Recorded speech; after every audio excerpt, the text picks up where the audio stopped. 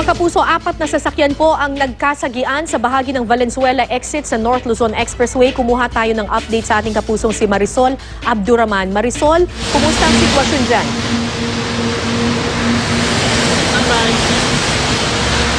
Tara, dito mismo sa ating kinaroroonan, dito sa may Mindanao Avenue.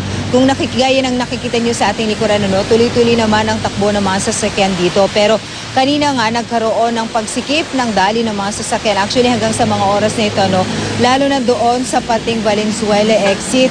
Dahil nga doon sa 4 na sasakyan na nagkarambola. Kaya naman talagang halos wala ng galawan ang mga sasakyan sa northbound nga ng NLEX, particular na sa pating Valenzuela exit. Dahil yun nga, baliban sa tuloy-tuloy ang pagbuhos ng malakas na ulan, nakaabala dito ang 4 na sasakyan na nagkarambola. Bagamat agad naman itong naialis ng mga taga-NLEX, talagang hindi na iwasan na naramdaman agad ang pagkaroon ng buhol-buhol na traffic nga dito sa area. Dagdag pa nga riyan, itong ang masamang panahon na nararanasan natin hanggang sa mga oras na ito. Pero swerte naman na wala namang nasugatan o nasaktan doon sa mga pasahero sa alimang sasakyan doon.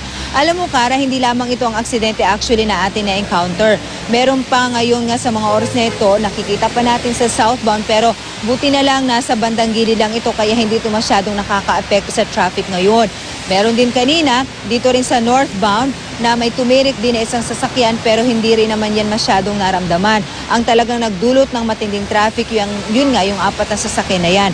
Hanggang sa mga oras na ito, Kara, inaalam pa rin natin at kinukuha natin ang impormasyon sa NLEX kung ilan na nga ba talaga ang kanilang naitalang aksidente simula nga kaninang madaling araw kung saan nag-umpisang bumuhos ang malakas na ulan. Dito pa rin yan sa ating kinaroroonan sa NLEX. Kara? Maraming salamat, Marisol Abduraman.